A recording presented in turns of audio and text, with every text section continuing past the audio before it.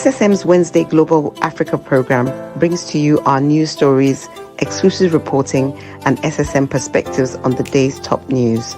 Plus, the inside scoop on Africa's most important developing stories. Join us on Wednesdays, 11 a.m. West African time.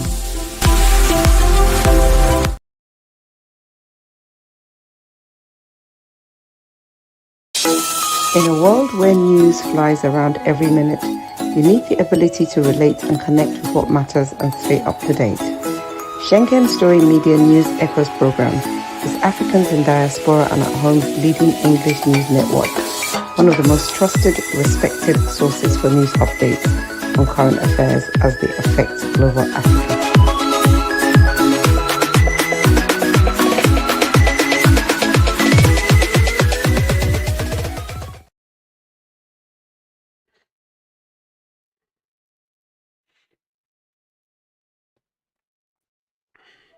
Viewers around the world, I hope we can hear me. Good day to you wherever you are. George is here, George Chukwu from Toronto, Canada. Ola Yinkaraji is here from Lagos, Nigeria. You're welcome, gentlemen. Good morning, viewers from around the world. Welcome to our Wednesday African News Update. Good. Good morning. Good morning, viewers around the world. Welcome to our Global Africa program on Wednesday. Nice. You guys are awesome being around today. Viewers, here we are, Wednesday, the 9th of July, 2025. We're here on our World Update. What we say is on this program, we give out our stories, exclusive reporting, SSM perspective on the day's top news. Also, we do some inside scoop on important social issues. So this is what we're here today to do. And you're welcome, gentlemen. Before we go into some of those real strong stories, let's just do what came out late last night. U.S. slashes visa validity for Nigerians to one single entry. That's a 3-month duration. Reggie, now I think the target is mainly the politicians, but it's going to get at everybody. U.S. has reduced the visa validity for Nigerians. What do you guys say? Yeah, should I go first? Yeah, go first. My position is that it doesn't take a single hair out of my head. Visa, yes, they can ban us from visiting their country. So what? Why don't we sit in our own place and develop our country? What is it that to even get a visa, you probably would have spent more than 400,000 naira to get a visa, which is not assured. And then you get a visa, the airfare is in millions. What kind of waste of money is that? We need our money inside the country. If they like, let them cancel visa to Nigerians. It doesn't matter to me. Well, one thing is movement, traveling, in most cases enhances human development in so many ways. We can't be ostracized. We can't put ourselves in one corner and say we don't want to be moving around. We need to check on why the factors behind this three months duration. I mean, Nigeria brings a lot to America. And why could this happen? George, let's hear from you. Well, that's really, I know he doesn't care because he's anti-America, right? Right, Jim? He's anti-America. I'm not anti-America. Right? I'm not anti-America. You are. Don't put words in my mouth. I'm not anti. Don't put words in your mouth. I'm speaking from where you stand. Say your opinion and go on with it. Don't talk for me. Okay. Okay, yes. Beautiful. Okay. So, U.S. slashes visa validity for Nigerian travelers in a major policy shift. First and foremost, the new rule is effective July 8th. Okay. Most non-immigrant visas for the Nigerians are now single entry with 3 months validity only. It used to be 2 years, but they cut it down to 3 months. Okay. Now, I know We might be saying that it's against the government or whatever the case might be, but the impact is that previously, because of the 2 years before, most of our politicians can get their visa, come and go as they want. But right now, after 3 months, if you come back, if you want to go again in 6 months or whatever the case might be, you have to pay additional money. So it's making them money. And part of the reason why they did this is simply because that is the type of visa we give to US. It's a retaliatory type of move that they made. Nigeria to America is only 3 months that you have to stay, and it's single entry. It's not double entry. So Trump was retaliating, and part of the reason why he retaliated was Nigeria was involved in BRICS. And if you hear him, he will slightly mention a lot of things about BRICS nations or people that are supporting them. So, but the only exception in this is actually visas issued before July 8th remain unchanged. No immediate changes for that current holder. What we need to understand is this. Nigeria is one of the most traveled countries in the world. A lot of us do businesses internationally. We do it in America, we do it in Japan. There is no nation in this world that we doesn't go. So, and America has become one of those places where many Nigerians who go for vacation or whatever the case might be, or to do businesses even, because family members are there. So slashing this will affect our movement and it will affect our businesses. So it is not a good move, but it's a retaliatory type of move that they made against Nigeria for two reasons. One, BRICS. Number two, that's what we give them. Thank you. Yeah, wonderful. George came strong, and you said some things that I didn't even know, that this is a retaliatory measure. Raji, Raji, the United States also says the visa, this thing that just happened is designed to protect the integrity of the United States immigration system. I don't understand what they are protecting there, but George has said it all. Tell us more. What do you have? See, the world has become a global village. You don't even have to leave Nigeria to do business in the US. You don't even have to leave Nigeria at all to do business in the US. So, and then two, I now want to ask the US, why are they building one of the biggest diplomatic consulates in the whole world in Lagos? What is that for? Consular. What is that for? Is it for them to monitor us? Yeah, but one thing is certain. Listen. Okay, go ahead. Listen to this, Massive Mark. The point is this. Remember that every time you apply for visa, you're paying money, right? That's true. And the percentage of visas that will be approved, is only very minimal. Only a certain percentage that is allowed. And those that are allowed will be the ones that will utilize the money that they paid. The rest of them goes into the coffers of the US. So when they're building, a bigger consulate, they want to accommodate you. They want to make money from you. They're not hiding it. It's very simple. America are trying to move away a lot of illegal immigrants out of their country. This is the only president that have the balls to do so. But now they are going a little overboard. They are going a little bit more than what they are supposed to do, which is affecting a lot of families, and you will see that every time, certain laws are passed, unless it's systematically applied so that, innocent people will not be affected. But this is what you are seeing. They're making money from us. And because we are very gullible when it comes to traveling to the U.S., but now the world is an open village, like Olayinka said, whereby you said, also, so where people are always traveling all over the place and stuff. And Nigerians are number one, the major one traveling nation in the whole world. Nobody travels like us. Nobody. It's time for us let's go further. Let's also tell our viewers joining us, some new numbers are joining. Our viewers were discussing what happened last night. United States of America has slashed the visa validity for Nigerians. So now it's a single entry, it's a 3-month duration, and that's it. Get out when your 3 months over. Let's also say that this, George, let me also add to this. The Mhm, target actually are politicians. mhm, It's been found out that a lot of African politicians, Nigerian politicians, use tax our money, the Commonwealth of the country, to come to America, buy property, do things. So Trump has had that. Imagine he's having a meeting this Friday with 5 African countries, and Nigeria is not included. So he has seen the excesses of our politicians, and he's not in support of that anymore. Anyway, ordinary people I, will I, suffer, but this is where also is going at. Say I more, don't right? think so.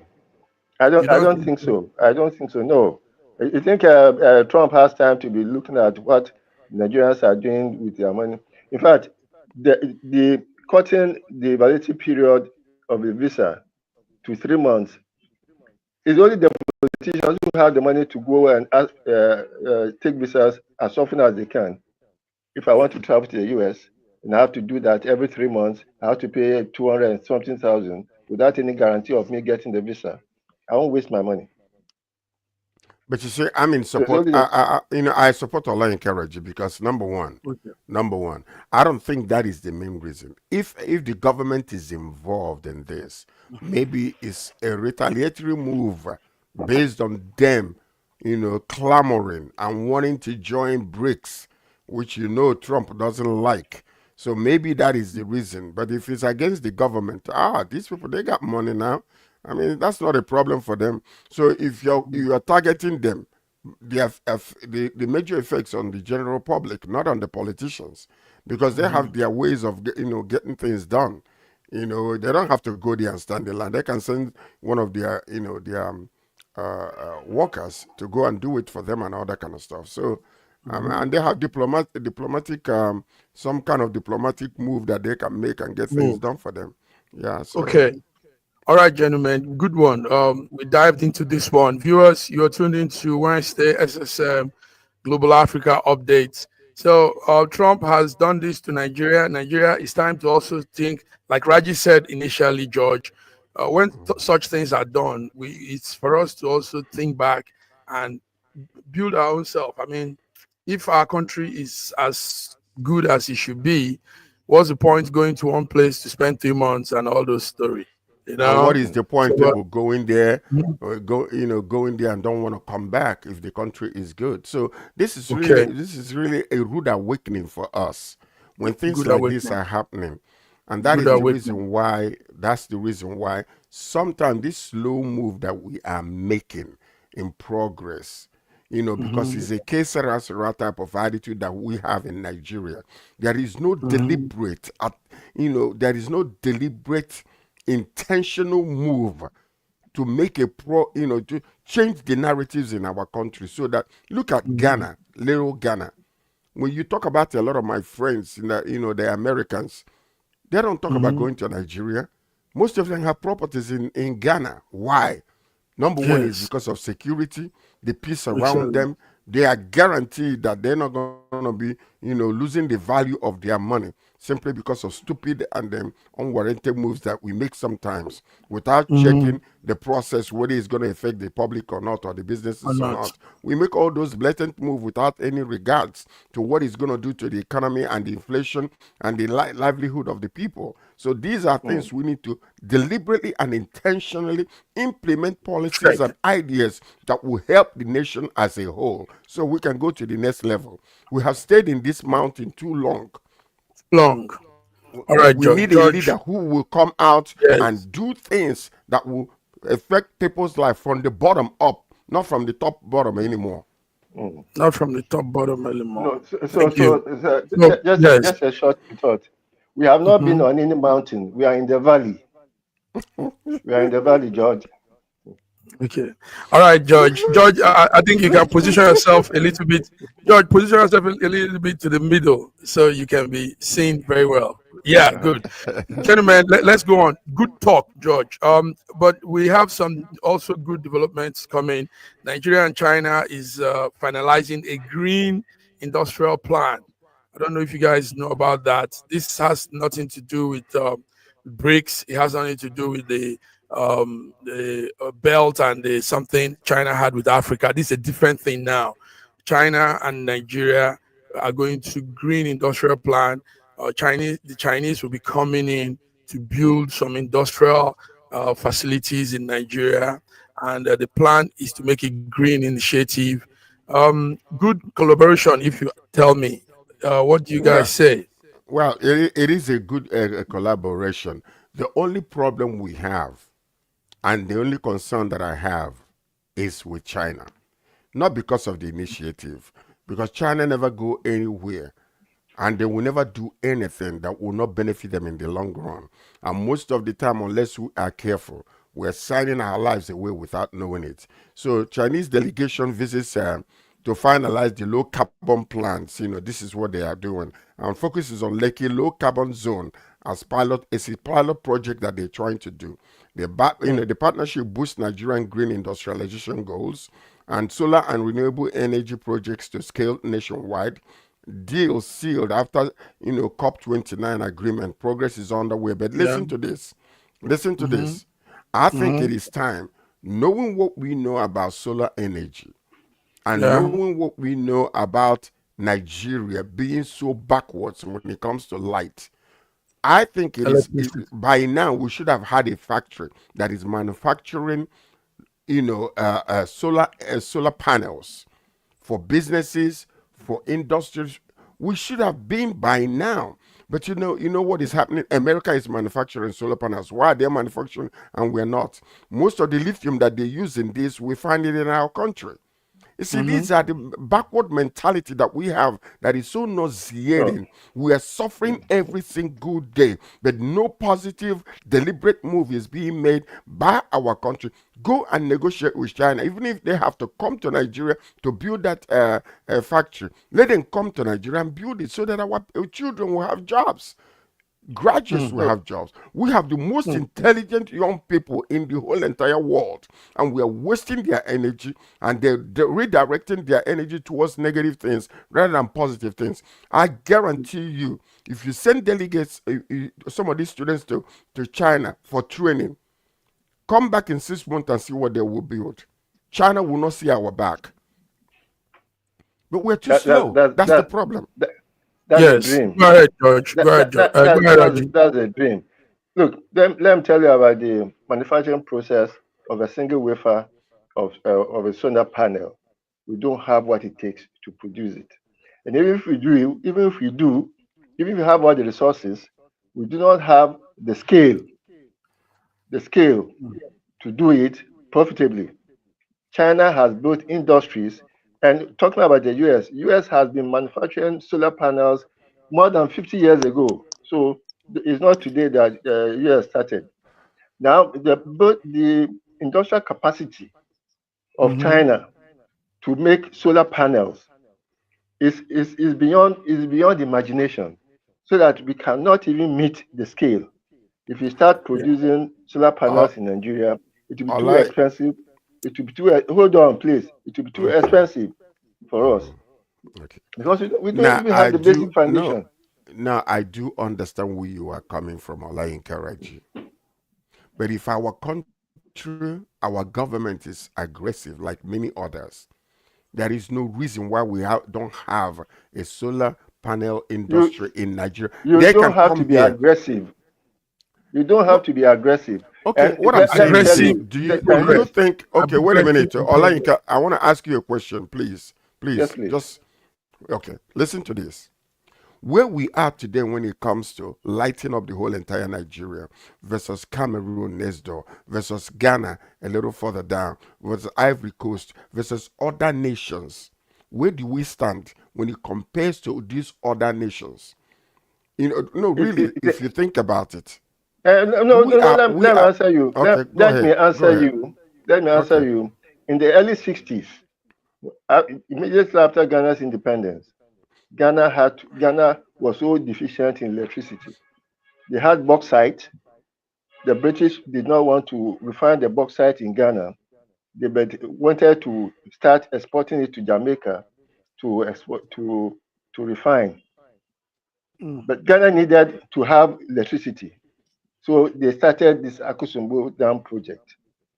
The Americans refused to help them. The British refused to help them until they went to the Chinese. So the Chinese built that Akosombo Dam for them. The Akosombo Water Dam now is about one of the biggest artificial dams in the world. For more than 40 years, Sir George, we have had this project. It has become a program now of the Mambila Power Project, on which more than $6 billion has been spent, or maybe 60 billion has been spent for more than 40 years.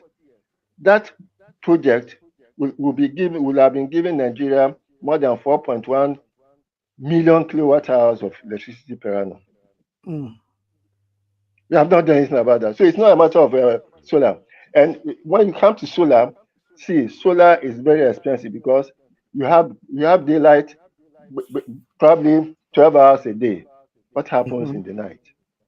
The elephant in the room in solar energy production is the backup batteries.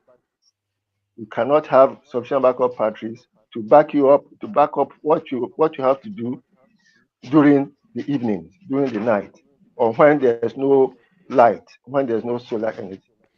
For most of the companies that we for those companies, hold on, for those companies that we provide solar energy for, it's because they are active probably from 7 a.m. to around 7 p.m.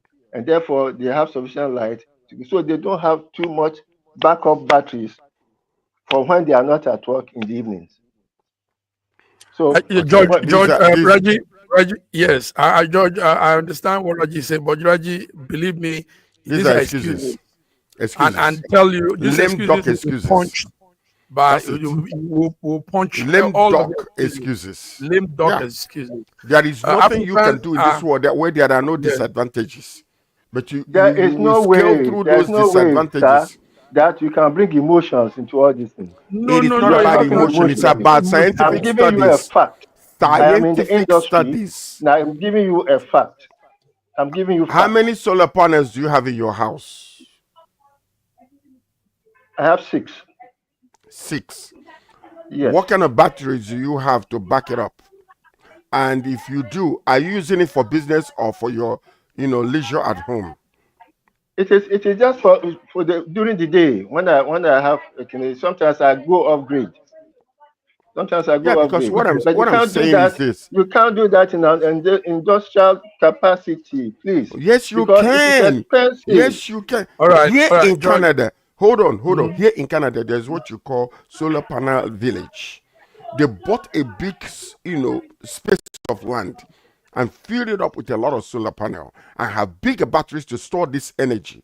And they are doing it. They're not using any type of electricity. It's a huge project and it powers the whole entire stadium and stays on constantly. So that's what I'm trying to tell you. Nigeria is a country. It's not an individual effort. It's something that the government will get involved with individuals to build these things. If China can do it, we can do it. If any other country can succeed in that, we can also. More so we than any other. And on top of that, George, imagine the sun radiates 247 in that country. We are close to the Equatorial Guinea, for goodness sake. And we're giving this excuse. It's not 247. Why are you muting me? It's not 247. The sun doesn't come on 247. The sun comes on probably 12 hours a day. Compared to other continents, George, compared to other continents, compared to Europe, for example, compared to North America. Compared to anywhere, the sun comes out 12 hours a day. Africa has more closeness to the sun, more of the sun, but we're still giving excuses on doing things that we can do. You guys are just being emotional about this. No, it's not emotional. Okay, let's go. Let's go emotional. We studied distance. We study it. We look into it. We study it. The cheapest source of power, kilowatt for kilowatt, is your hydroelectric system. All right. Well, it's not being emotional. It is. Yes, it is that we understand. We are very optimistic. No, it's optimism. Yours is pessimism. That's what it is. You come from a pessimistic attitude towards this, and it's not good. You know, it's Very good. possible. It is possible. Chinese people don't have 10 heads. They don't. Thank you. All right, You are gentlemen. comparing China to Let's go on. Nigeria. Let's go on. It's okay. You are It's okay, comparing China Raji. to Nigeria. It's okay, Raji. Let's You go know, on you to know the other. content of the Chinese mind.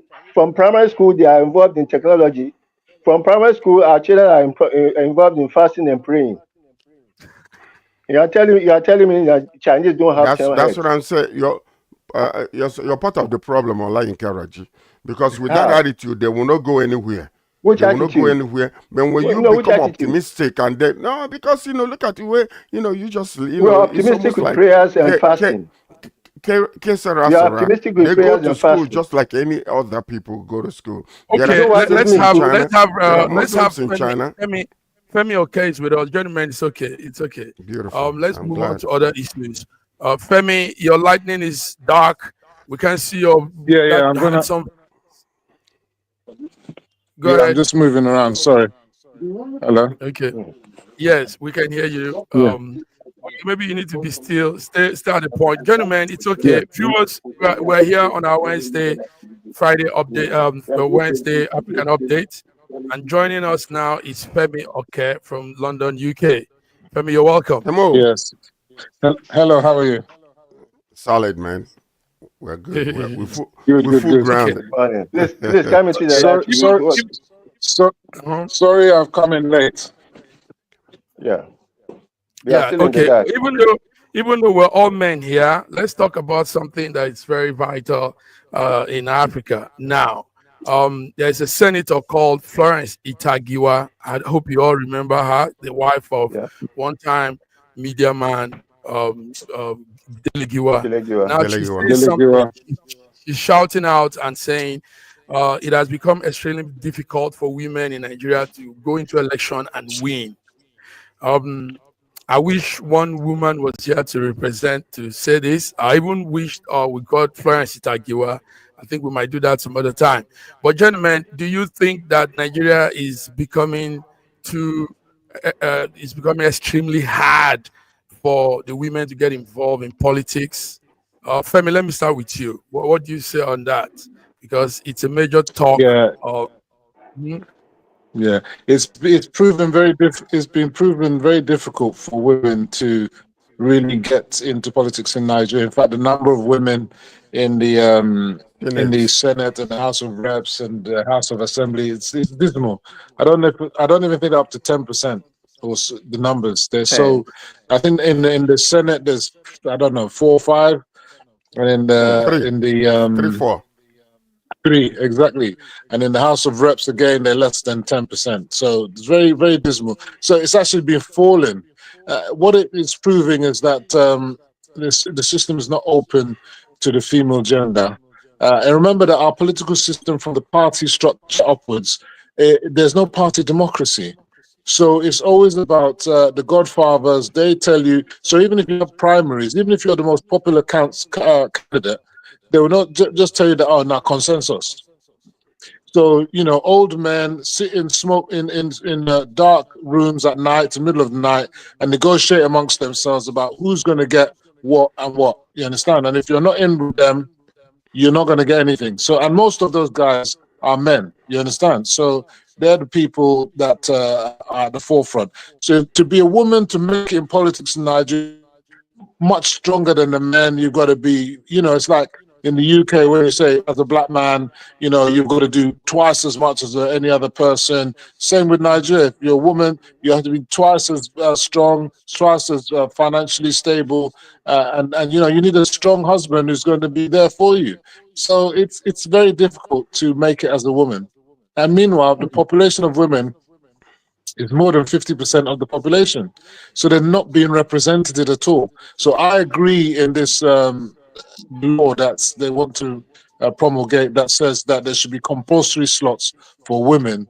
And the parties too should try and make it a part of their, because in the UK they have a thing where they have affirmative action. So they put in place a policy of a certain percentage of their seats will be for women. So the parties should do that. They should just make it compulsory. We will select seats, and there must be a certain percentage of our seats will be for women. So there'll be women-only candidates. Yeah. Yeah, Yeah, yeah, that yeah, sounds good. quite Uh-huh. Mhm. naturally. And Nigeria has been proven to be a male-dominated society, and it's been Mhm. that way for a long time. Now, changes are taking place, but it's very, very slow. I know Florence, Madam Florence was Honorable Florence in short, because that woman suffered a lot because of what happened to her family. Now, she was basically advising women, basically telling them that, yes, it is very difficult, but if I can do it, you can also do it.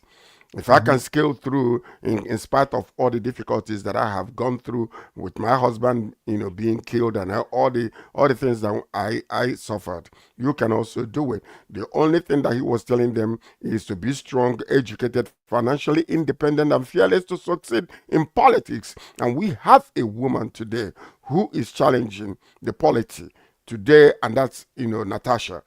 Edwara, Mhm. you already seen what has going on, and with her situation, Mhm. it's opening up all kinds of cans of worms about the way the men were being treated. The women are muted. Even the ones that are there now, they're scared of speaking up, because if they speak up, they could actually be, ousted by the men. They might be Yes. So, forced so out. So yeah, that's that's exactly where the we're point coming. there. That's where we're Yeah. coming, George. But George and Raji, Femi Now, somehow lost I out. just wanted to say Let's something sit back. else. Let's sit Uh back and go on a break. Hold on what you want to say. We're going huh. to talk more on this because there are do's, there are don'ts, there are married, there are all of it. The women are not also helping themselves. So we will talk about this, gentlemen. You're tuning to SSM of Wednesday African Update. We'll be back. SSM's Wednesday Global Africa program brings to you our news stories, exclusive reporting, and SSM perspectives on the day's top news. Plus, the inside scoop on Africa's most important developing stories. Join us on Wednesdays, 11 a.m. West African time.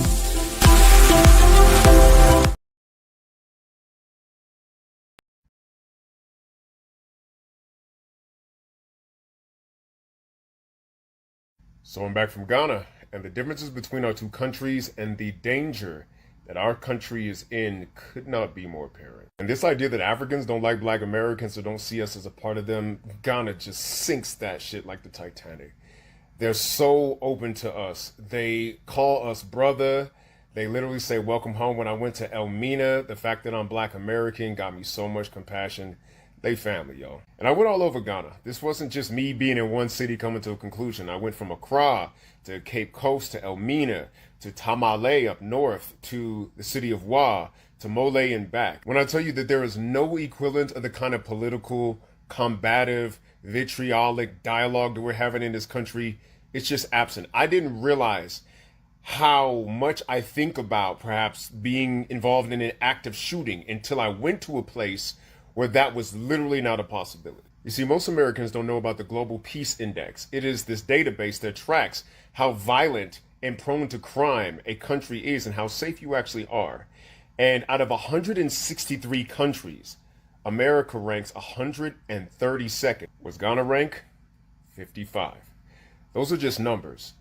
But you don't really understand the difference between 132nd to 55th until you really do a vibe check. I mean, the only three African countries that rank above Ghana are Mauritius, Madagascar, and Botswana. And the only Western country that ranks below America is Israel. And every country that is an active war zone is pretty close to where we are. Like going there, there's no question that America's more advanced technologically when it comes to like how often your internet works and the sanitation of the water and how often they pick up trash and how well the roads are like paved, right?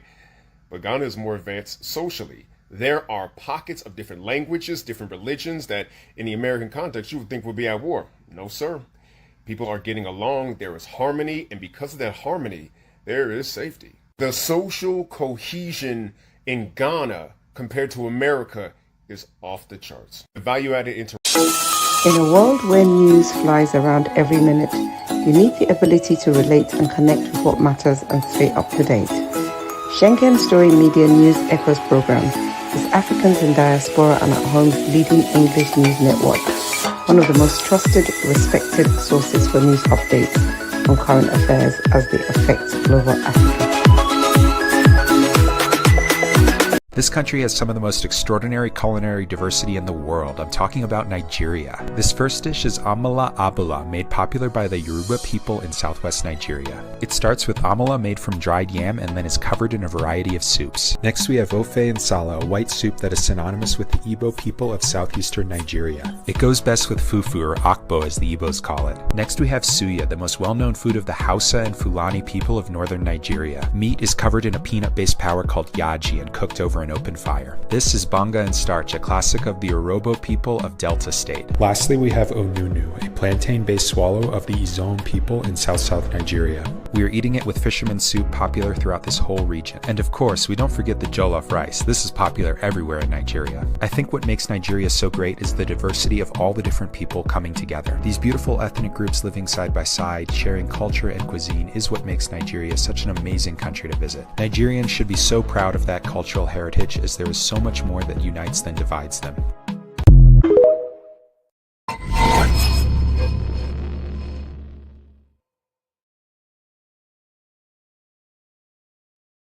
Yes, George, Raji, and Femi.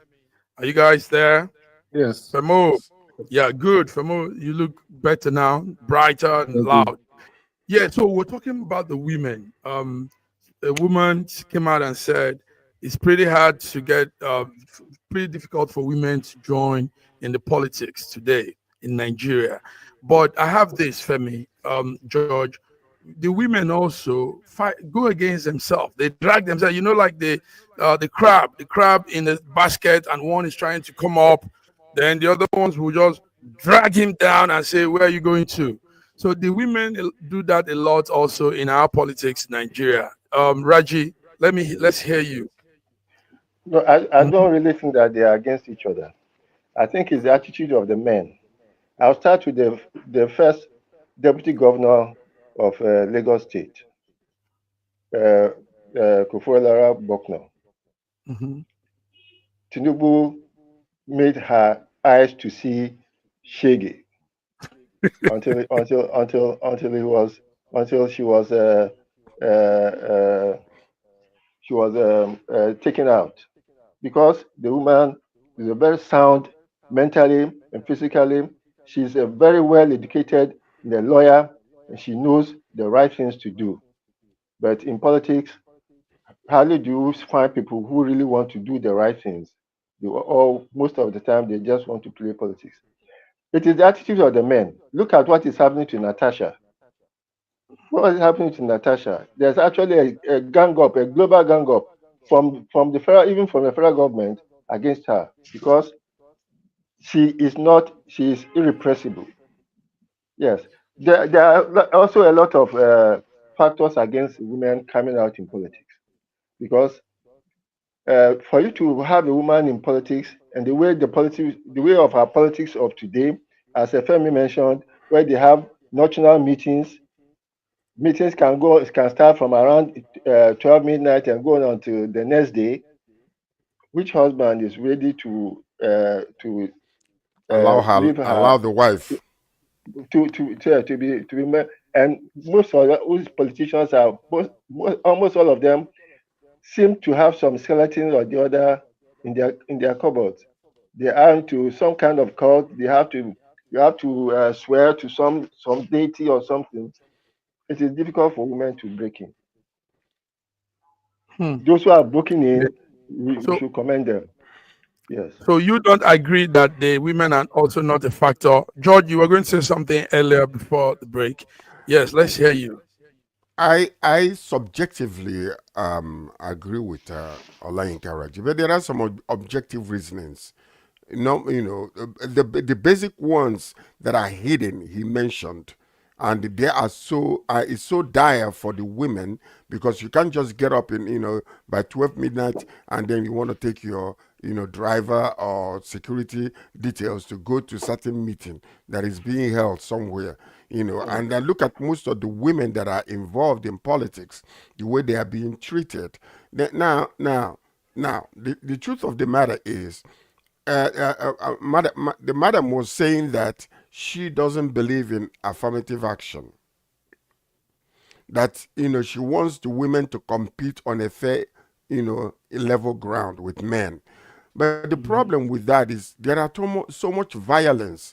Look at what happened in one of the schools, polytechnics, recently, where, it's just a simple election was taking place, 2 or 3 people already dead, and all those type of things. Now, if you have a husband that is so solid, like our first lady now, during Tinubu's era, they will fear that woman because of the husband. But look at what they're doing to Natasha. Are you trying to tell me that if Natasha was married to Tinubu, that they would be doing this thing to her? It's not possible. It's not possible. So you see, yeah, I believe that women ought to be given an equal chance, but let there be an affirmative action until the increase in the number of women in the Senate and in the House of Assembly increases, and then they will stop it. And let them, because right now, what we're seeing is just a scanty, trickle of them here and there. And most of them, even sometimes, cannot even speak up because the population of them is so small. So, I mean, we need to make a move some kind of way to get them included, because when women are involved... Yes, we talk of Natasha and the Senate, Femi. Some of the comments I heard from fellow senators with Natasha is that, I mean, why is she blowing this out of proportion? Why is she the only one that, So I see this jealousy, animosity kind of relationship between this women gender that should have stood up and say, no, we can't take this with our fellow women. It's even some women outside, like the education minister before, that came out and spoke and said what they're doing to her is wrong. But have her colleagues weren't. Tell us, Femi. I don't believe what they're doing to her is wrong in any sense whatsoever. I think just because you're a woman in politics, you shouldn't use your gender as a political tool to gain advantage, and that's what she's doing. At the end of the day, she's had her case in court. The case has said that the Senate was right to follow its rules and to have her punished. There are rules that have to. I mean, if you're a female and you want to go into politics, there are rules that have to be followed. If you don't want to follow those rules, that's your problem. But then you're going to find yourself on the outside. So you've got to comport yourself. Those rules apply to men and to women. So with regards to things like nocturnal meetings or whatever, I don't think that should deter any woman. It's because we are in a patriarchal society that men feel that they want to control their wives or whatever, and it's a big deal for them. But if you look at other countries, Indira Gandhi was the Prime Minister of India. You understand? You had Johnson, the Prime Minister of Sierra Leone. You've had the President of Tanzania. You've had Bangladesh. So you've had a Prime Minister. The Prime Minister of England. 3 different prime ministers, female. So it's not about the nocturnal nature of politics. All those countries have nocturnal politics. It's about a patriarchal society and the fact that our political parties lack internal democracy. Even if you don't want to make the overall competition women's only, but you can actually do it within the parties. They can level up and say, okay, you know what? We want to make a certain percentage of our candidates female. We want to make a certain percentage of our candidates young people. So we want to change the dynamics of our party so that we can engage more youth and get more followership and get more votes. That's all they need to do. So rather than saying that they should legislate it, which I think is very extreme, but at the end of the day, it can be good. But the parties themselves should say, you know what, we're going to do that. Just like how they do what's it called? Rotation. You understand? Okay, we're going to allocate our presidency to the South, the rotation to the, you understand? They should do the same with females and younger people. So when they start opening up true democracy within themselves, then you start to see things happening and changing. But until we have proper democracy in our parties, and this goes across the board, when you saw ADC the other day, how many men were up there? How many men did you see on the ADC platform? I mean, so how many females did you see on the ADC platform? Maybe about 2 or 3. You understand? So that shows you that ADC is not going to be any different to PDP, ABC, and all the rest. They need to change that. How many young people did you see on the platform of ADC? All the old fogies, all the has-beens, all the people talking about past politics and the glory days of the 60s. That's not the way forward for Nigeria right now. You can't go back to the 60s for a country that's in the 21st century. That is a recipe for disaster. Okay, good one. Well, listen. First and foremost, let's okay, say something. Raji, go ahead. All right. So now there's no way that you are going to get women to stand elections if they are not going to win for the party. A party's interest in any election is to win. So if a female candidate, you cannot now legislate a female candidate for them to put forward. So that if you are talking about women in government, then when a president comes in, he may have to choose more women in her cabinet. But when it comes to elections, forget it. If a woman cannot win an election, she will not be put forward, no matter how strong she is. I don't think it's because she can't win. They don't give her the opportunity in the first place. She's not on the ballot. So if a woman isn't on the ballot, you can't say whether she's going to win or not. Let them get on the ballot. A party will not present a woman. A party will present a candidate that they think will win. I don't think that's if the what candidate happens to be, if the party happens to, if the candidate has to be a woman, that's why Natasha is there. The party knows that she can win, so they put her forward. Now, talking about internal democracy, democracy itself is a scam. So talking about internal democracy is something very, very nebulous. Now let's look at a party. A party is formed to be able to come to elections and be in government. It is not a tea party. So regardless of your gender, if you are not going to be able to win the party's election, you will not be presented, no matter how handsome and how beautiful you are. Yes. Now it plays a part. Yeah. It plays a part in it. It plays a part in it because usually they will ask, from your zone, how many people want to come out, and the people that are coming out, then they will do an internal, study to see if you are able to scale through, with your strength, with your financial backings and everything before they present you. Because what they want is more seats in the house. They don't want to place somebody there who is going to go there and disappoint them, or maybe they might not be able to gather the public interest the way they want it to be. So that plays a part there. But the major thing there is, if we were to do affirmative action for the women to come in politics, believe me, there's going to be a backlash. And that backlash will come from men. We just appointed you, you didn't even win the election type of attitude. And we already know how they are. So I think that what you mentioned, somebody mentioned here, when a president comes, a governor comes in, let them appoint more women in order to increase their presence in governance. So that would be the first good way to start bringing them in. But let's not do it the way we do things in our country. We don't want Nigerian to happen to them. For instance, Natasha is in trouble today simply because she brought up something about the Senate President, Akpabio, that she was molested by Akpabio or sexual harassment by Akpabio. So, and those things are very, very prevalent in Nigeria. It happens all the time, because men they usually don't have boundaries. Now, how can you imagine if what she's alleging is true? The husband was still in the same house with them, and he had the impetus to, make a move and toast this woman in the presence of the husband who is standing behind. That's a bold move. So if that is the case, and if that is true, which to me, I'm not the judge of anybody, there is no smoke without fire. That's all I must say. Beautiful. George, somebody wrote, are you a married man? Sorry for me. Isaac Jackson said, I think that was when Raju was talking. He wrote, amazing. Anyhow, I think people are following what you guys are saying here. What we'll do more is to talk about this again and bring a woman or two.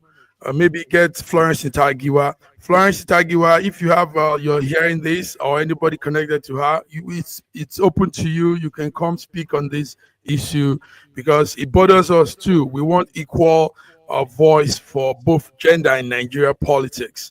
So the women can be there outnumbering the men. Remember, they outnumber us in the with numbers, but they still are not well represented. So that's not fair. All And right. my final thought before we move on is this. Yes. There is something that is, if it's not prevented prior to increasing the number of women in the house, they must be tamed to a degree, because we saw what happened with Natasha. No, quite naturally, we saw that Natasha went a little beyond the scope of her call. That's why a lot of people were against her. You know, she was bold, she was confident, but she went a little beyond and and violated some policies within. So we cannot have that in the house. There will be too much chaos unless they are trained and tamed to understand that any such move that trained and tamed. I'm what? Right. Don't you understand? Let's go further. Let's go further now, please. Okay. In policies of the parliament. Let's go further. Yes. Just a brief one. Tension is in Nairobi, Kenya, as the protests hits on. You all know of the Sabasaba protest going on in Nairobi, Kenya. It's a protest against police brutality and poor governance. Femi, you follow African news a lot. So what's on with Kenya? Why is the protest still raging? Well, yeah, the protest is still raging because they want a revolution now. They want change. It's all politics. It's politics. The youth are not happy with the way things are going. The old fogies. There was a chap that was killed by the police whilst in detention. Look, different countries deal with things differently. I don't think that protest is going to change the political equation in Kenya. And to be honest, they're just losing lives and killing themselves and affecting their economy unnecessarily. It's the kind of protest that some people in the opposition want to be happening in Nigeria. They tried it and it failed. Maybe they wanted the police to kill lots of people like NSAS, and that didn't happen. And in the end, the protest, they said they're going to have a 1 million man march, and there was nobody there. You have protests in Abuja for the cameras, and then it peters out. People need to get on with their daily lives, and if they want to protest, they should protest at the ballot box. That's what they need to do. Form your political party, get your people engaged, and then change the government that way. But protesting on the road and thinking that you're going to change anything, it's not going to change. It's like people are protesting in Nigeria, poverty now, this or that. That's not going to bring back subsidies. Subsidies not going to bring back subsidies. That's not going to put food on your table. Come to the Kenyan issue.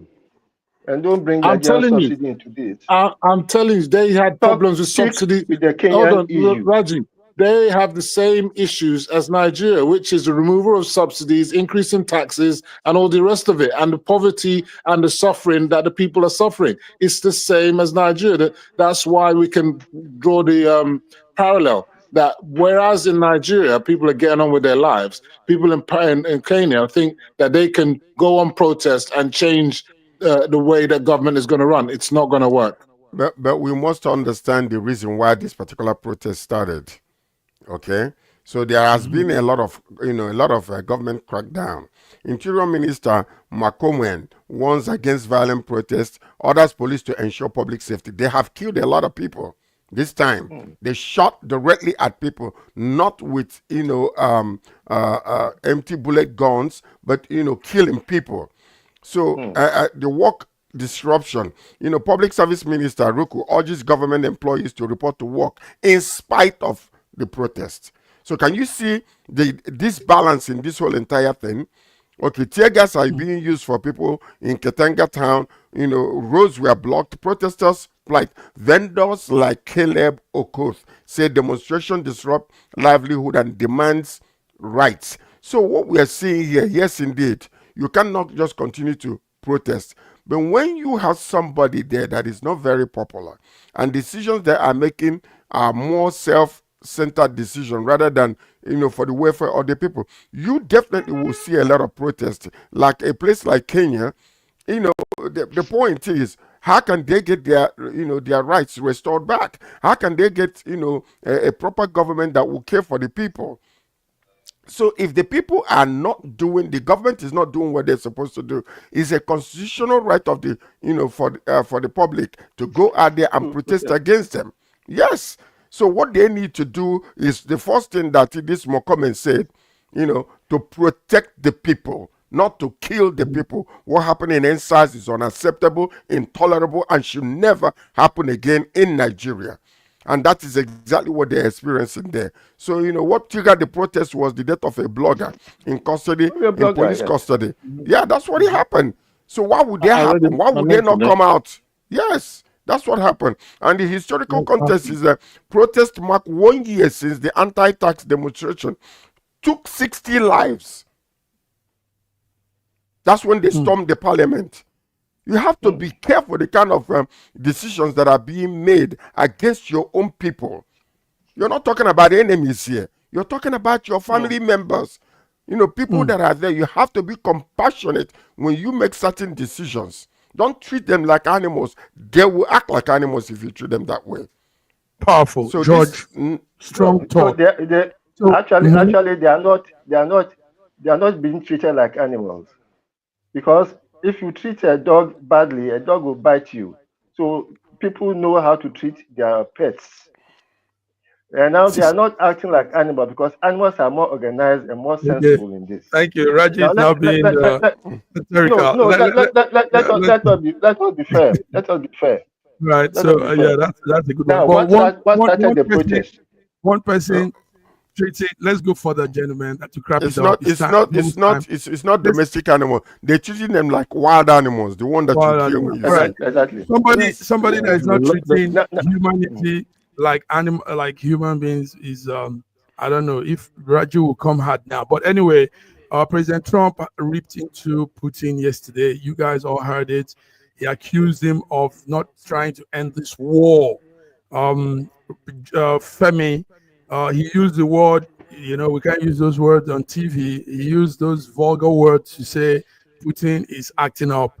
And this morning, after that speech last night, Putin did a hard one. So as of this morning, there are about 200 and something Ukrainians that were shelled with Putin's numbers of rockets and drones that he used across Ukraine. Femi, is Putin, listen to the question, is Putin jealous that America is coming to take those minerals and he doesn't want to end this war so that nobody will have time to take anything? It won't be business as usual. What's happening? Why is this thing escalating the more?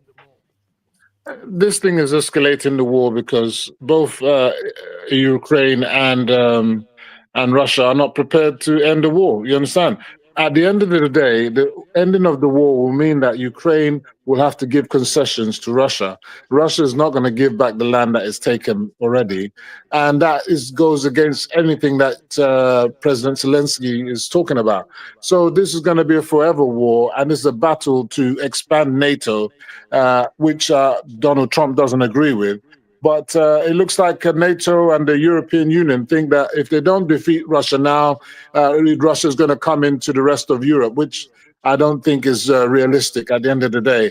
But the war's not going to end. And at the end of the day, America can't attack Russia. Russia is not Iran.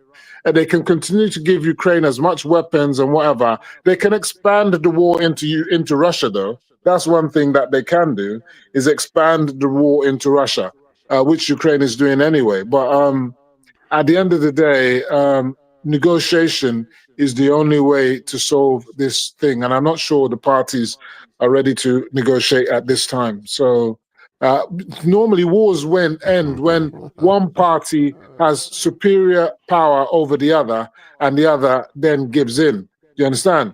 But at the moment, we're a bit of a stalemate, and in fact, Russia has the upper hand. So I don't see how it's going to end. And Putin is just playing Donald Trump anyway. He's playing him.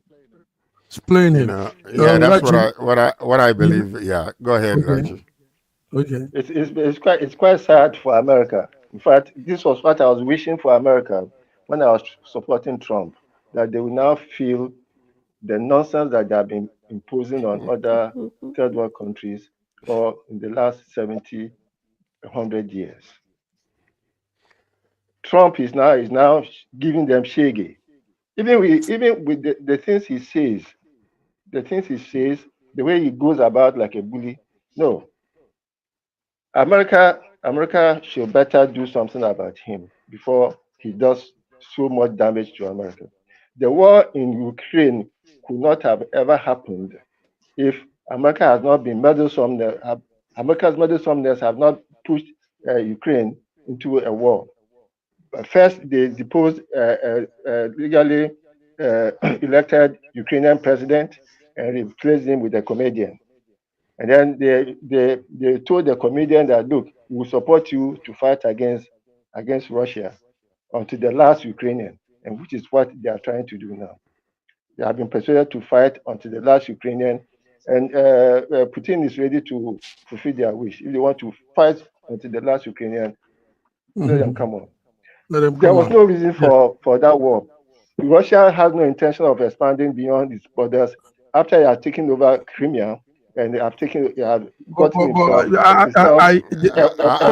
following the war. Okay, George, right. I just love the way Olayinka Raji sits in the cabinet of the Russian government when they making all these decisions and comes and just tells us Russia that have no intention, China that have no intention, this person have no intention.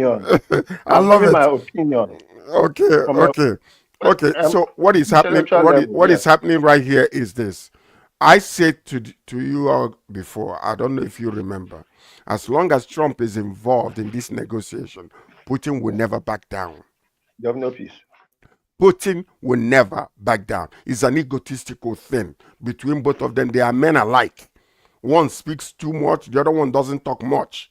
The other one acts, but they have the same egotistical standpoint and nature. So that's the reason. That's number one. Number two, Trump will not remove himself because he wants to claim that he is the man of peace, and they want to give him, they want to suggest that he received Nobel Prize, Peace Prize. So that's number two. And I believe, honestly, what you said that Putin is playing Trump, it's incredible. It's almost like a comedy right now. But Putin, sent Trump a message, that I rushed to the church to pray for you during the assassination time, and I've been praying for you. And he praises Trump, and that's why Trump said that he's spewing bulls and empty promises and criticizes Russia. It's so funny between these two individuals, honestly speaking. When you see that. Did you guys also hear what happened yesterday morning? Russian minister committed suicide. They say he committed suicide, took his own life. Yeah, but yeah, what happened was sacked by. I'm not sure about that. I think they assassinated that guy. Okay. Yeah, but because that's exactly because he just left the office. That's the transport minister. He left the office. He used to be the head of the region that's the Ukrainians invaded. So, and then he became transport minister. And there's a lot of mess up. The Ukrainians came in with drones that affected all the flights in so many parts of Russia. The whole thing came to a standstill. So, yeah, he had to fall on his sword and he resigned. But then he could have been eliminated as well, because there's also corruption allegations as well. So, and that corruption stuff is so big. He could have killed himself, or he could have been eliminated. Russia, they do whatever is necessary. They do worse in the US. The CIA does worse. Does worse. All right, gentlemen, our time is gone, but we're following the Texas Camp Mystic story. The numbers of the girls missing are growing. Now they say about 100 and something. Sad story coming out from there. Girls all gone out for campaign and being washed off by flash flood. Yeah. George, keep an eye on this. Friday, you want to know more? Yeah, we're gonna bring it up. Our condolences to the Yeah. families that lost their Yeah. loved ones. It's so sad. Yeah, we condolences to the families. But what it brings to the fore is that global warming and natural disasters is everywhere. And when you see in the media the way they were condemning government for it, as if to say it's government's fault, it's not. This is not government's fault. Yes, government can do stuff about it, but the overwhelming nature of nature. There's only a limit to what government can do. And only government now needs to pick up the pieces after the disaster and also try to mitigate the disaster. The cost of avoiding floods and so on is going to cost trillions. The question then is, where does the money come from? Because Nigerians like to complain and all that stuff, but where does the money come from? Okay, you know, one of the major problems that they had was because of the way they build their houses. So their houses are movable houses most of the time. You can actually want to move from one where you're living and carry your house at the back of a big trailer, and that house will be transported to the new place. So that is the difference. If this thing had happened in Nigeria, it would not have caused such massive damage. Unless for the people that are living under the bridge or have these little tents. Mokwa. Yeah, okay. So, but you know, if it is regular houses that are built the way we build our houses, it will not have affected it. So you saw that the houses were carried under the water and then hit the bridge and then crushed, you know, under the bridge. So that's exactly one of the major problems, you know, that they had. So the flood was able to pick up the house and then take it somewhere. I mean, a lot of people were in the house and they drowned in there. So that's one of the major things that they need to really look into, the way they build their houses. Very sad. All right, gentlemen. Thank you very much, George. Good update. Femi, awesome. And Raji comes in very strong too. Yes. Thank you. Welcome Friday, gentlemen. We wish to have Florence Itagiwa speak on this women thing, and maybe other women we can get hold of. But until then, have a beautiful midweek. George, Raji, and Femi. Bye-bye. In a world where news flies around every minute, you need the ability to relate and connect with what matters and stay up to date. Schengen Story Media News Echoes program is Africans in Diaspora and at Home's leading English news network, one of the most trusted, respected sources for news updates on current affairs as they affect global Africa.